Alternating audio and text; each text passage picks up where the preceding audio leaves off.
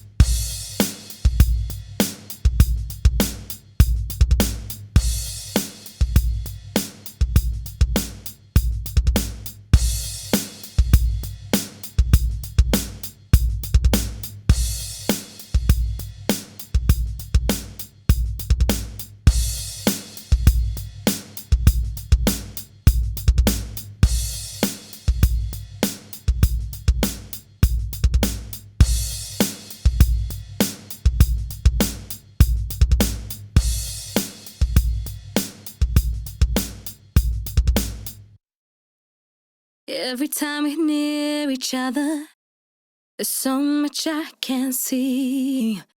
There's evil in your eyes. Is he being faithful to me? Every time we're near each other, there's so much I can't see. There's evil in your eyes. Is he being faithful to me? Every time we're near each other, there's so much I can't see. There's evil in your eyes. Is he being faithful to me? Every time we're near each other, there's so much I can't see. There's evil in your eyes. Is he being faithful to me? Every time we're near each other, there's so much I can't see. There's evil in your eyes. Is he being faithful to me? Every time we're near each other, there's so much I can't see. There's evil in your eyes. Is he being faithful to me?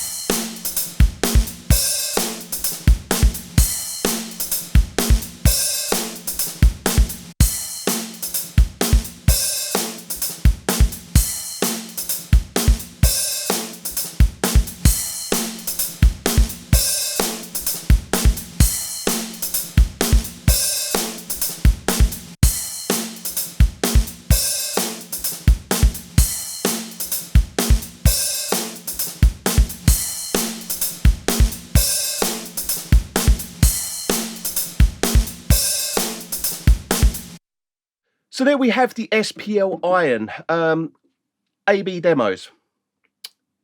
You will notice a difference. One thing I notice there's a lot of difference with is the airbase, and the airbase isn't it's okay in the plugin. It does the job in the plugin, but it doesn't do exactly what the hardware does. The plugin lacks a lot of definition in the lows. The hardware has much more punch. The hardware feels a lot better. The low end in the hardware sounds amazing, whereas the plugin slightly a little bit it lacks that body and depth. It really does. Go back and have a listen to the audio demos and see if you agree. But I find the hardware, obviously, in every comparison we ever do with these sorts of hardware versus software, the hardware always wins, because it's obviously the plugin is trying to emulate the hardware. It's not the hardware trying to do what the plugin does. So the hardware is always going to sound better. But it's close-ish, and that's not to say that the plugin's not good. The plugin is good. The plugin does what it does, but it doesn't do it 100% exactly the same as this. This will always do it better, but that's not to say that the plugin's not good. The plugin, don't compare it to this. If you don't compare it to this, it's a brilliant compressor. It's a great sounding compressor, and it does, let's say, 90% of what this does, but it isn't 100% this. It's not going to null. It's not going to stand. You're always basically going to do an A/B and go, well, that one sounds better, and you're always going to pick the hardware, unless you've got, you're not the best at hearing, for instance. But again, it's a thing of, like, you can pick the hardware, you could pick the plugin up for $29 on Plugin Alliance in a sale, or you can pick the hardware up for something around 4,000. So there's a 10% difference or 20% difference, yes, but the plugin you can use multiple instances. The plugin you can use whenever, wherever you want. It's not a big, massive physical piece of hardware you've got to carry about. The plugin costs, what is that?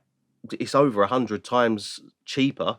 It's probably like 130 times cheaper than this. I mean, the plugin's still good. There's nothing wrong with the plugin. At 130 times the price, this is gonna be for a certain market. This is for your high-end mastering engineers or people who want a great sounding compressor in their chains. I love this. I love the SPL Iron. I think it's a brilliant compressor. The airbase on it is amazing.